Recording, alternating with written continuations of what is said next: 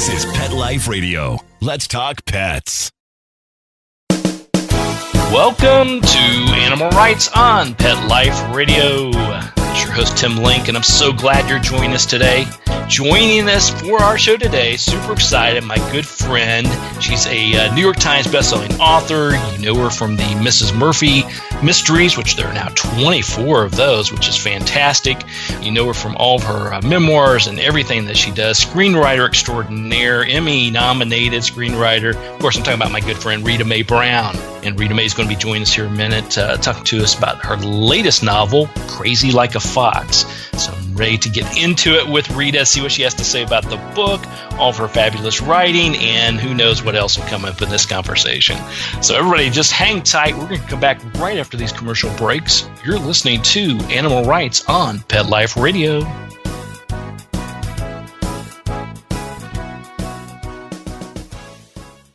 Hi, this is Tim Link, animal communicator and pet expert and host of Animal Rights on Pet Life Radio. Have you ever wanted to know what your pet is really thinking? Do you want to find out if they truly understand what you're trying to tell them? Ever wish you could build a better understanding and closer relationship with your pet? Well, now you can. Learning to Communicate with Animals is a 4-part on-demand workshop. In the workshop, you'll learn the essential techniques that are necessary to communicate with animals, including what is animal communication, breathing correctly to achieve the perfect state to communicate with your animals at a deeper level, using guided meditation exercises and method to communicate with animals, and how to send and receive information from your animals. So if you're wanting to learn how to communicate and connect with your animals at a deeper level, visit petliferadio.com/workshop and purchase and download Learning to Communicate with Animals. You'll be glad you did.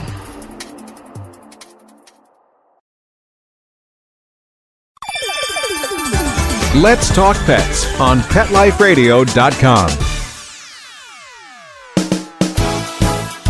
Welcome back. Welcome back to Animal Rights on Pet Life Radio.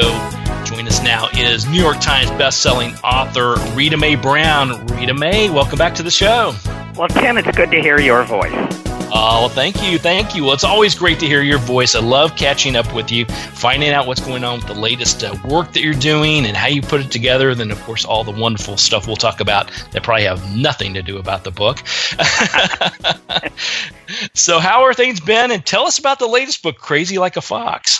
Well, it has gone back for a reprint, which is, of course, a great happy moment in an author's life. I'm thrilled. And this is the 10th one, and it took a little longer for this to catch on because, of course, originally it just appealed to fox hunters, and then little by little, the ripples began to go out from the center of the pond. But it starts with a ghost. So my publishers released it on Halloween, and I had so much fun writing this. I mean, sometimes you have fun writing, and sometimes you don't. You know that. Yes, yes. But this one, it just was a joy for me, and I was able to think about, really in a way, what people did for me back in the 50s, because the character that's a ghost disappeared in 1954 and then shows up again. And shows up in modern times and when people least expect it. And he's the same age when he disappeared. He's 32. So there's some big pluses to being a ghost. Well, I think so. So what made this book particularly special? Is it because it's so close to your heart, the topic? You know the topic so well, or did you uncover some tidbits that you'd sort of didn't know or forgot about? Well, I mean, I do know it well. I hunted in my mother's womb. I mean, it's such a part of my life. And, and then when I went away to college and graduate school and started to work in New York and then LA, I couldn't really do what's closest to my heart. And eventually I made enough that I could try. So I loved anything to do with fox hunting or beagling or bassetting or any of those things. But what I liked about this was the ghost had affairs with women, married or not. And things were handled differently then. And the response, there were still people older. There's some characters in this book that are 80 that you've known all along the series who would just as soon not discuss it. So many things were swept under the rug then. And, of course, for a writer, that's perfect. It gives you more to work with.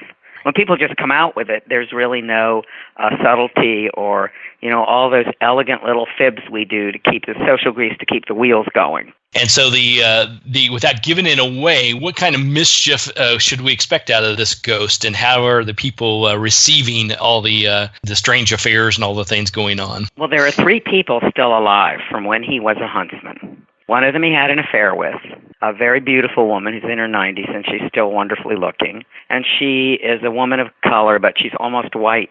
So, that gave her certain advantages, whether rightly or wrongly, and she took advantage of it. I mean, she was no fool. And he shows up and he talks to her. He talks to the man who was younger than he was, who whipped into him, and that's a form of assistant.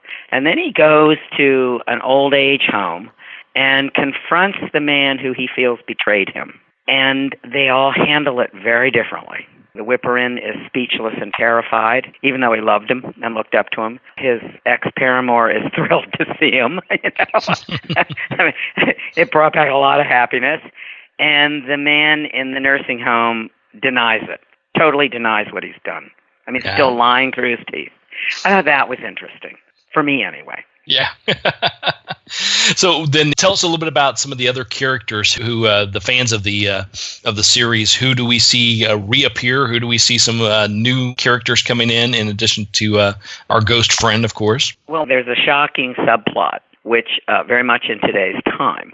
There's a beautiful young woman who's, I guess, 21 or 22, and she went to Princeton. She hunted with sister when she was at private school, and then she went to Princeton, and her father started a black entertainment network. And so he's worth millions upon millions. And he cannot understand why she would want to do anything remotely close to agriculture or country life. And he made this big fuss about, black men should only marry black women, blah, blah, blah. Well, he cheats on his wife like mad, and she catches him.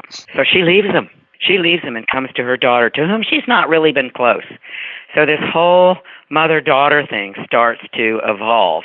And also the unfortunate facing that you have been betrayed by your husband. And I don't think anybody particularly likes that, whether they're a husband or a wife. But he made such a public do about this, about not betraying her, but about race in terms of marriage. And then, here he's carrying on with all these white women.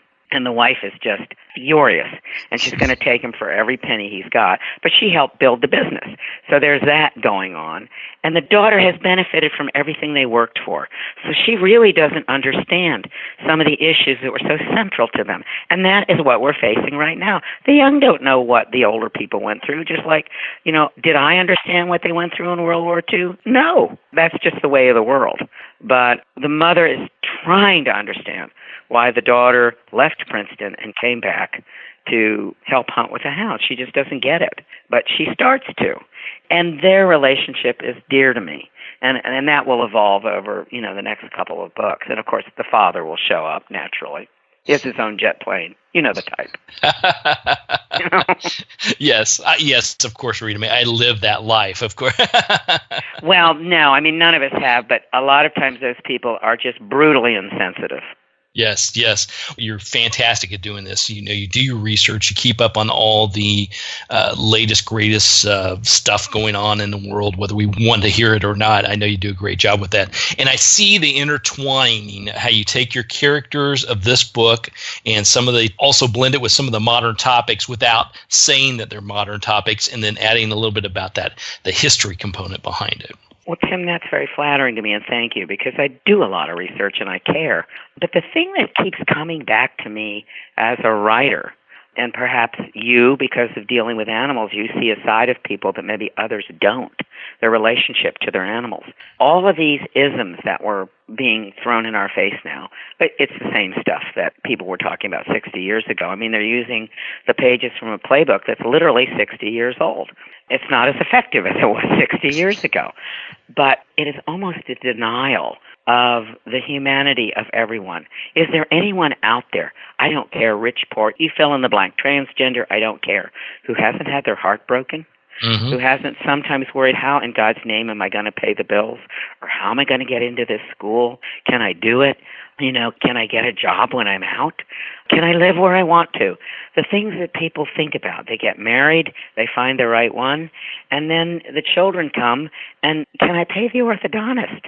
And can I get this child into a good school? Will I be a good parent? These are the things everybody faces and thinks of, unless they're a psychopath or a sociopath. And it seems to me we need to keep touching where we're in common, and we're not doing it. Yeah, it is funny. I mean, it's spot on what you're saying there because, first of all, I think we go through these same cycles. Like you said, we all experience these things throughout our life. Our parents did, we do, our kids will do this. It'll be different in some areas, but I think the things that we experience just keep recycling over and over with maybe a different face to it. The difference perhaps is the fact that now we have the internet, for instance. Everything's in your face. You find out things that you don't want to know, whether you want to know them or not. And I think perhaps that's a little bit of the difference, is the fact that it wasn't as in your face or as easily accessible as it is today. Well, that's just, Tim, my God, young people show their parts on the internet. I'm like, what are you doing? When you're 60 years old, your grandchildren are going to see this. Is that what you want? I mean, and when you're 60, you want people to see your parts, but nobody wants to see them. But that's a whole different story. Isn't that the truth? I mean, it is funny. I mean, I look at some of this stuff and I think, well, I know I'm old. Yeah. I'm on the other side of this one. But the one thing that does worry me that I wish I could say to young people is be careful. Because if you go to get a job, your employer can find out anything he or she needs to know about you. Do you want somebody to see this? Absolutely. You need to stop and think before you post or before you say something. Or, you're absolutely correct. I mean, I see this all the time. I even sound like the old father figure to some of my friends and colleagues, because they'll post something that I think, wow, whether you agree with it or not, whether it's political or whether it's social or whether it's personal, you may or may not agree with what they're saying or they're posting. But do you really want it out there? Because someone will take offense to that, and that someone may be your new employer or your new person, you hope to be your spouse or your future mother-in-law or whatever it may be. It gets out there, and that's why I tell people that it's okay to speak up. It's okay to give your opinion. Don't be so opinionated. You can't take on other thoughts or other opinions. Step outside that box. But you may want to be a little careful on how you say it and where you post it at. And that doesn't seem to, that's when I get called old and they move on and forget what I just said. Well, you just brought up something that makes me have hope. We had a dreadful election for the House of Delegates in Prince William County, which is north of me by about, I would say maybe 60 miles. And it's rich because it's close to Washington. And there was a right-wing Republican running against a very beautiful young transgender woman. And he unfortunately attacked her, would not call her, called her him, and started the bathroom discussions and just really ugly stuff, ugly personal stuff, not about the economy, not about the things I really care about. And she won by almost 2/3. And the media said, Donica, now that you've won the election, how do you feel about so-and-so? I don't even want to say his name. And she says, well, January 1st, I become the delegate of Prince William County, and I respect all my constituents. Yeah, isn't that something? Yeah. Obviously, everybody's heard of that election, and that's a proud moment. Somebody took a high road and basically campaigned on the issues, and then they turned around, like you said, despite what you say about me and all the mudslinging you did, I'm here to represent. So big kudos there. Well, she's young, and it gives me hope. Maybe some other young people will just turn away from this ugliness, which doesn't get anything done anyway. I mean, maybe we should be thrilled that they're paralyzed. I mean, what Benjamin Franklin said. He said, no man's life or liberty is safe when Congress is in session. So, I mean, maybe he was on to it before we were. But sometimes I wonder, does anything ever really change? Yeah, and I don't think it does. I think the names change, the faces change, and how it's presented, perhaps. But I think that's why it's important to do your research, learn your history, and try to learn something from them.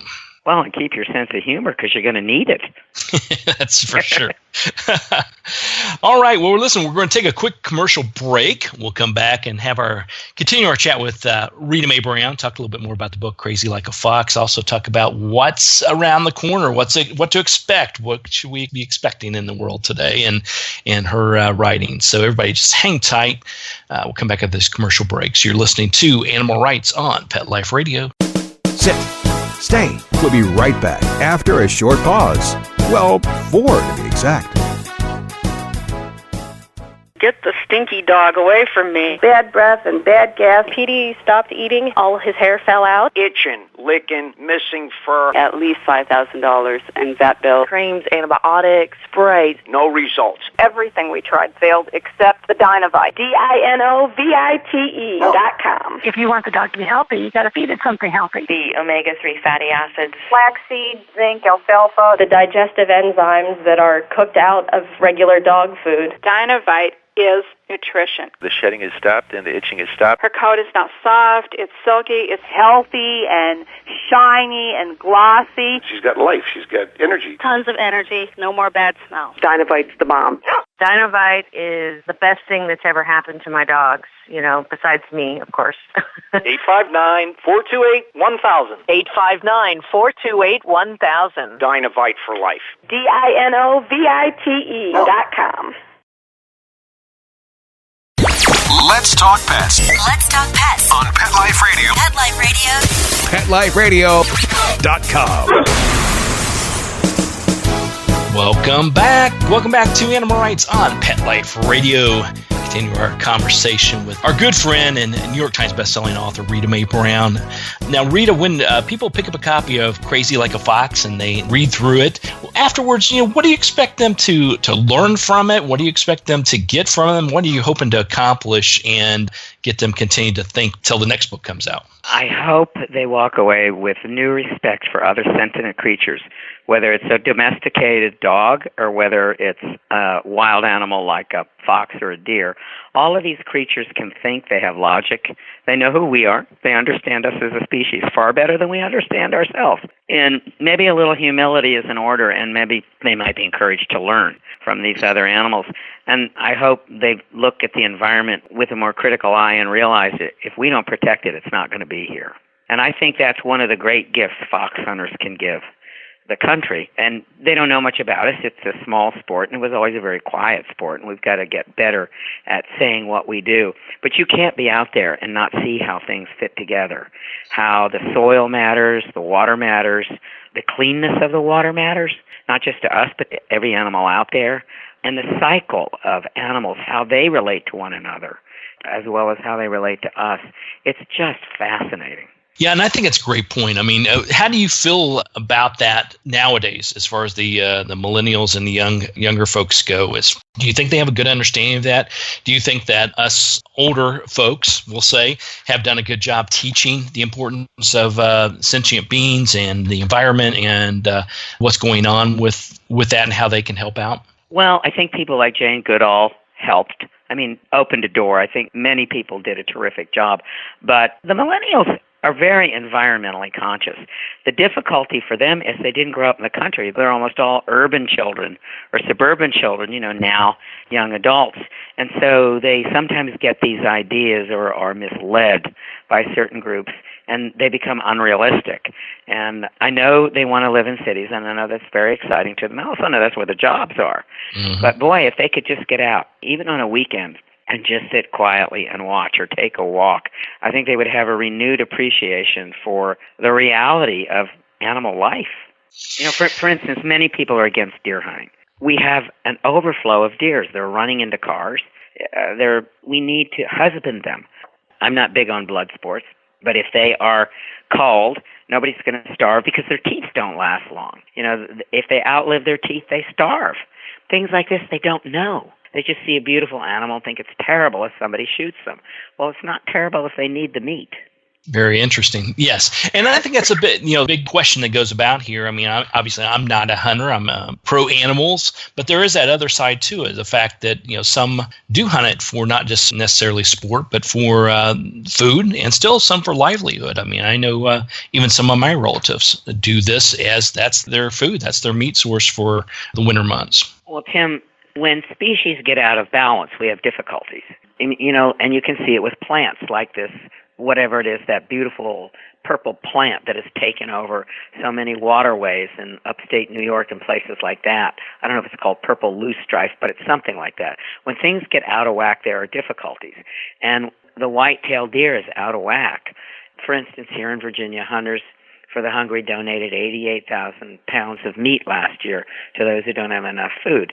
Now, hopefully, we will get things in balance, and maybe there won't be so many deer going through people's windshields and stuff like that, and we'll be able to manage things that we've let go, because suburban people don't want people shooting around them. I understand that, I do.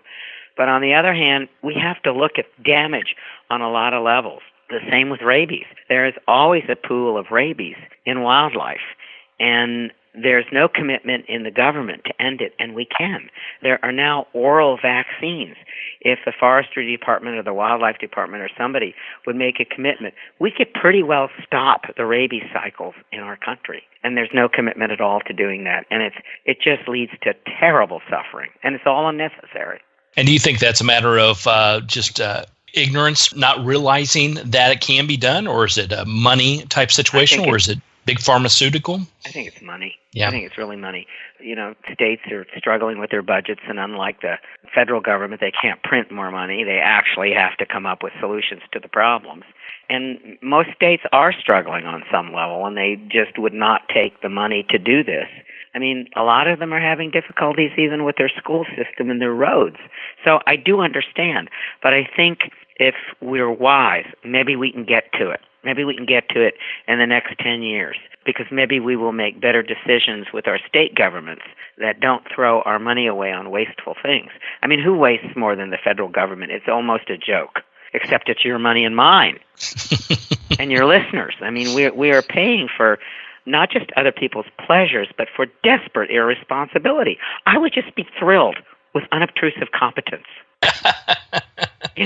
Not to get too political, but I don't ever think I've heard the word federal government incompetence in the same sentence. No, but there are money problems, and of course they impact animals. It's not just us. I mean, we can be dangerous to many species other than ourselves, as well as helpful. I would prefer we be helpful, because this world is absolutely fabulous and beautiful. Just sit and watch swans on the water, or ducks land on the water, or a deer as he grows his antlers, and he gets more points every year. It's just a fabulous thing. And of course, the fox is the smartest of all of us. They're smarter than we are. And people say, oh, you're making that up. You're making that up. No, I'm not. They really are smarter than we are.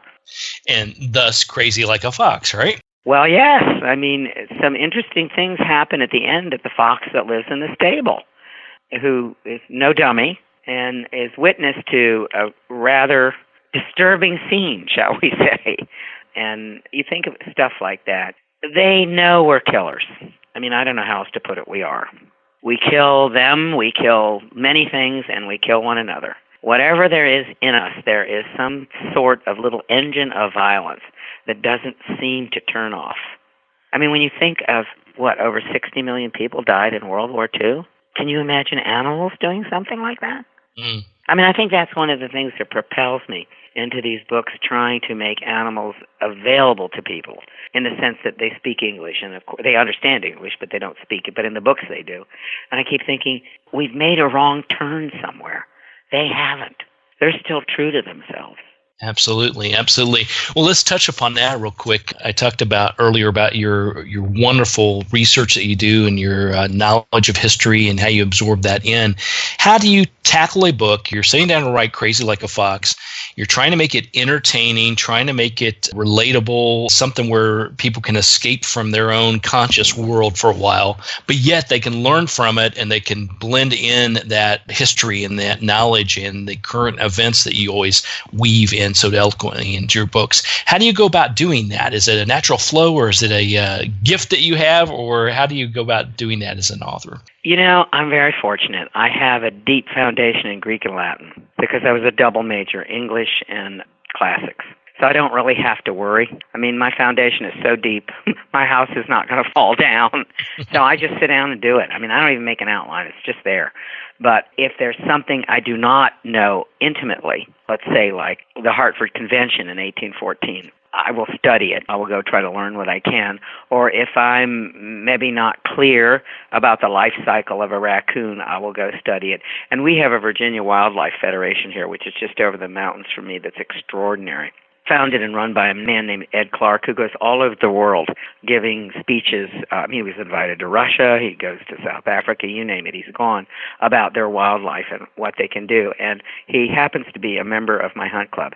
And if I run into a wall, it's the first person I'm going to call, because he is extraordinary. And God bless him what he's done. And I hope every state has something like this, or somebody like Ed, because they teach the rest of us. Where the things I'll do that might seem odd to you, like I try to get from the Department of Transportation the maps of the roads and the roads that they intend to build, because a lot of times that'll tell you what's going to happen next.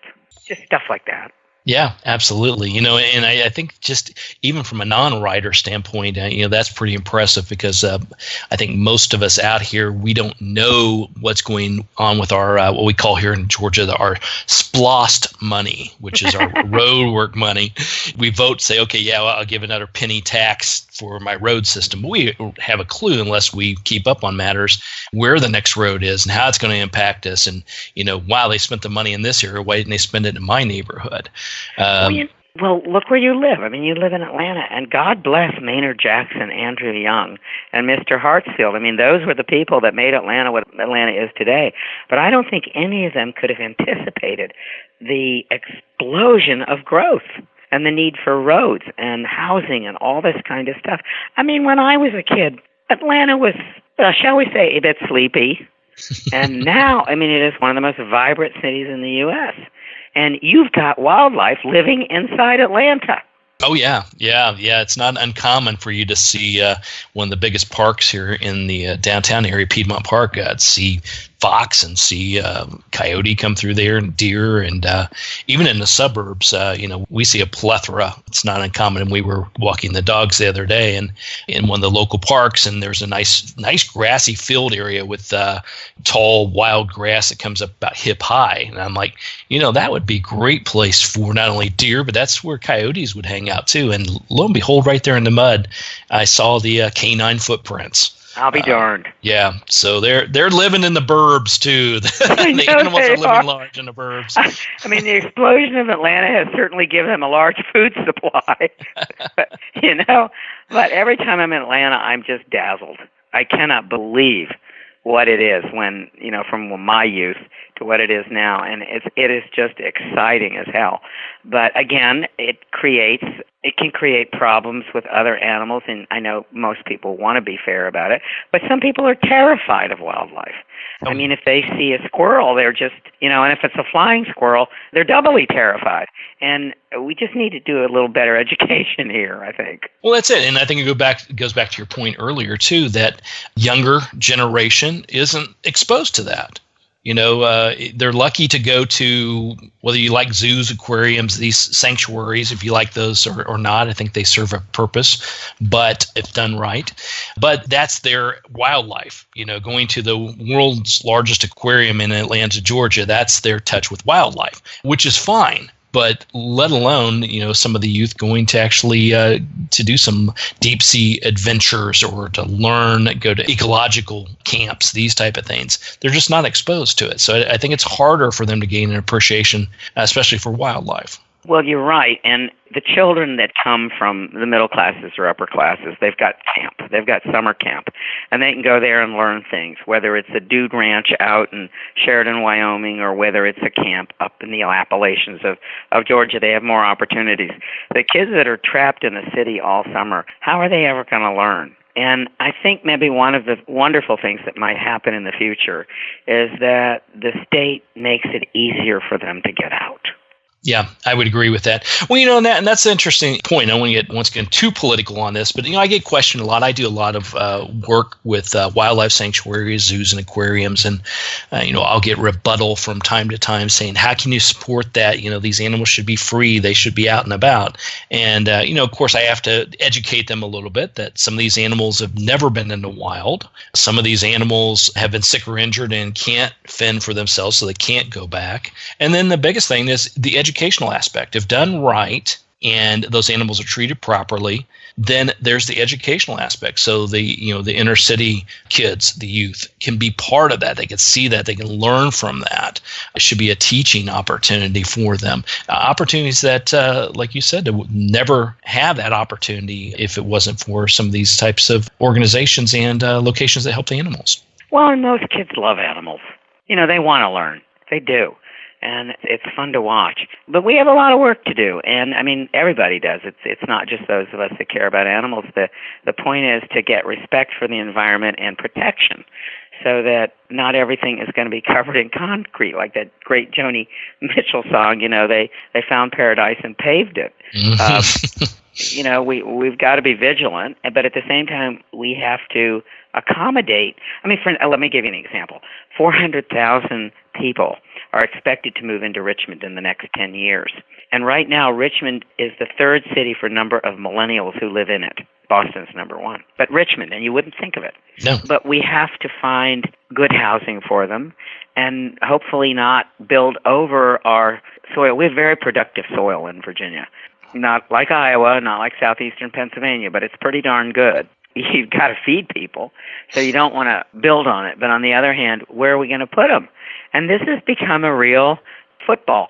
So far, it hasn't been so much a political football as because they're not here yet. They're just beginning to trickle in. What can we do to make their experience wonderful, but not to stress the environment? It's not so easy to figure this out. I don't have a real answer. I just have lots of questions. And it isn't just me, it's everywhere. You said you lived in Indianapolis. It's got to be there, too. Oh, yeah. It's when I was growing up, Indianapolis was called Nap Town, because the only thing you could do there that was productive was take a nap. And now look at it. It's a blossoming city. There's so much to do. There's so much, it's a nice mid-sized metropolis is what I call it. It's got everything you want, but it expands out. The last time, I will admit it, I hadn't been home for about 4 or 5 years when the latest book came out, and I went back to Indianapolis for the book tour, and I stopped in my hometown, which is Richmond, Indiana, and did a signing and threw out the pitch for the minor league baseball team and did that little thing. Right. And then I drove into Indianapolis that night, and I went to an area that I used to live in and knew like the back of my hands. And admittedly, I got lost for a moment. I had no idea where I was. The road systems had changed. The little natural spring well that was always off to the side of the road on one of the main strips, it had been moved back to 5 miles. Well, actually, the road had moved in 5 miles, so that you had to actually park and get out of your car, walk 5 miles to get to the this natural well, this natural water source that used to be on the side of the road. I used to pass every single day. Oh, wow. So it's changed and it's grown, and the even the cornfields. We used to say there was Carmel by the sea, and in Indianapolis it was Carmel by the corn, Carmel, Indiana, and those cornfields are no longer there. They're gone, because it's just the city has grown and expanded, and not only the suburbs but the businesses as well have gone there, which is great for the city. No doubt, but I'm sure it's meant really taking a toll on the environment as well as the wildlife in that area. Well, it sure can be disruptive, and unfortunately a lot of these developers really don't care about the water table or things like that, and I suspect that's where we're going to have to push back and say, look, there's got to be responsible building here, and you don't build a house that's going to start falling apart in 7 years. Mm-hmm. Just stuff. We have a lot of work to do. I know that, but every generation has a lot of work to do. I'm not complaining at all. I just want to protect what we have. I do. And for years, I worked for people. And then one day I realized they don't care. People don't turn around and say, gee, you did a good job. But you know what? An animal always does. Very good. Thank you. Yep, we should live an animal's life. I always tell people that always live a dog's life is a good way to look at it. And so definitely so. Well, Rita Mae, tell us where people can find out about you, what's going on, your writing, any appearances that you have. How's the best way to keep track of all your activities? Well, I don't have a computer, so I'm useless. But I think my publisher has a website for me. So if you go to Random House, you can find me if you type my name in. I hope so anyway. I've never seen it. I've never seen any of this stuff. If I did, I'd never write. I'd be looking at this stuff all the time. I pretty well live in the 18th century with the difference that I have modern medicine and electricity. But I do it the old way. That's right. I'm going to be, and I'm excited about this, I'll be at the Kentucky Book Fair, which has moved to Lexington, Kentucky, which is a city I know very well. Any Virginian can live in Kentucky. I mean, we're kissing cousins, really. Yeah. Well, Kentucky used to be Virginia. At any rate, it's wonderful. And Kentucky has made a real commitment to the arts, it's a marvelous surprise. This is another state that is changing dramatically. Louisville, Lexington, even Danville, because Kentucky basically was tobacco, coal, and horses. That was it. And very poor state in areas. And, of course, the old coal country is still very poor. But, boy, there's leadership there. They had a governor, Stephen Brashears, who's retired now. I mean, there was commitment to the arts. There was commitment to preserving what's beautiful about Kentucky, and of course promoting the horse industry, which is a great part of their economy. But it's exciting for me to be there. I have a lot of friends, and there's some great hunt clubs there, which matter to me anyway, and just super people. I think that's true throughout the South. You can sit down next to anyone, and the next thing you know, you're just blabbing away. Yeah. Absolutely. And I agree with you on Kentucky. So everybody catch Rita Mae when she's in Lexington for the book festival there. Yeah, Kentucky's a great place. You forgot one thing about Kentucky, and I can say this because that's where my folks and my 13 aunts and uncles and cousins and hundreds of cousins live. Moonshine. Yeah, definitely. Grandpaps made a nice living on the shine. Legally, of course, if any revenuers are listening to the show tonight. Well, I'm pretty impressed, but I didn't bring it up because my county, Nelson County, is famous for the same thing. But we, of course, being Virginians, gild the lily and call it country waters. Ah, there you go. But, you can't be Southern without it. That's right. You can't. Yeah, right up the road we have a moonshine festival every year, and they embrace it, and they can actually buy legalized moonshine in Georgia now. So it's but that takes the fun out of it. It does take the whole fun about it. It's sort of like the days when they're not a sponsor of the show, but I remember when Coors beer used to be only available west of because they brewed it cold. It was only available west of the Mississippi, and the old Smokey and the Bandit thing when he trucked it across the state lines into Georgia. If you remember back to what I remember about Coors is they were just so anti-gay. I mean, they were miserable. I mean, then they came around. They did. But, there was this whole thing back in the 70s and 80s where gay people just refused to drink Coors because they were not very hospitable. But everybody gets over this stuff. I mean, we all grow up one way or the other. I don't think you always have to like perhaps the way somebody else lives. But, it's a big country. There's all kinds of people. Let's just give everybody room. I mean, it's like demonizing cigarettes. Do I want somebody to smoke? Well, no, I don't. I don't want to see them damage themselves. But you know what? I am not in a repetitive, boring job. I'm not under the kind of stress some people are. And if that little hit of nicotine makes you feel better, who the hell am I to criticize you? Yeah, I've learned not to, when possible, never criticize, because there's always going to be something that's going to come back to haunt you, like we said, like posting on the internet. And also when we touched upon earlier that great common denominator, when we, first of all, talk about animals, you can have, a total different political, social, religious, whatever difference with your neighbor. But boy, if you both have golden retrievers, you're set. You're good. It's true. But, I was just say something about criticizing. You can't be criticizing somebody in Virginia. Because, my God, we're all related. Exactly. I mean, you can get into big trouble. You could be, yeah, that's right. You could be criticizing your aunt or your cousin. You just never know. No, you don't. And I mean, when I look at some of the people I'm related to by blood, I don't want people to know. Yeah, exactly. There's only so much of that history when you go back to do Ancestor.com or whatever it is. Yeah, you stop at a certain point. You just don't want to know anymore. Well, you with the 13 ants or whatever. I mean, people say, "Oh yes, blood is thicker than water," and I say, "You bet it is. You can choke on it." You can.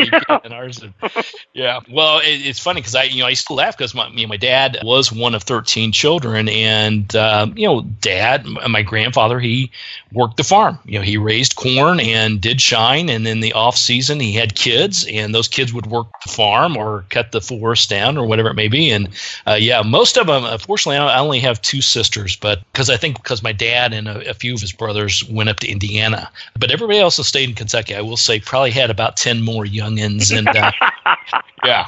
I used to laugh. We'd go down to these family reunions every year. My mom would start chatting it up with somebody, and I'd afterwards say, "Mom, who is that?" And she'd always say, "Oh, you know who that is? That's your Aunt Bessie's cousins." And no, Ma, I had no clue. I've got over 100 cousins. I have no idea. Oh my God! Good thing I'm not rich, because a cousin could show up and say, "Hey," and I'd say, "Sure, take some money," because I have no idea if you're my cousin or not. But that's another thing that's very, very Southern, and I think it also applies to certain other groups like Italians. You have to take care of your family. Mm-hmm. I mean, even if you can't stand them. I mean, it's just drummed into us. You take care of your own. They don't say family. They say you take care of your own. And, it kind of gets in there, and you sort of look around and you think, oh, dear, this is not a good thing. I'd rather take care of my cat and dog, thanks. Yeah, exactly. I mean, at least we can laugh about it. I mean, that's, again, one of the wonderful things about Americans have a terrific sense of humor, most of them. Yeah. And looking at the present political environment, we would have to. And I'll just leave it at that. So, well, I used to warm up audiences by telling political jokes, but I can't do it now because too many of them get elected. They come back to haunt. That's too funny. All right. Well, listen, everybody, pick up a copy of the book. It's Rita Mae Brown's latest, greatest, Crazy Like a Fox. You're definitely going to enjoy it. It's so much fun, and learn some lessons from it as well. If you're in the Lexington area, make sure you check Rita Mae out. It's always educational and a hoot to see Rita Mae in person. My friend, it's so great to talk to you. Have a great upcoming holiday season, and I'll look forward to chatting with you again real soon. You too. It's good to hear you as always. Thank you. Well, we're coming to the end of the show today. I want to thank everyone for listening to Animal Rights on Pet Life Radio. I want to thank our producers and sponsors for making this show possible. If you have any questions, comments, ideas, people you want to hear from the show, you can definitely check us out at PetLifeRadio.com and send us in your questions, and we'll try to bring on the people you want to hear from most. So until next time, write a great story about the animals in your life, put it in a blog, a post, an article, or in a book, and who knows, you may be the next guest on Animal Rights on Pet Life Radio. Everybody have a great day. Let's Talk Pets, every week on demand, only on PetLifeRadio.com.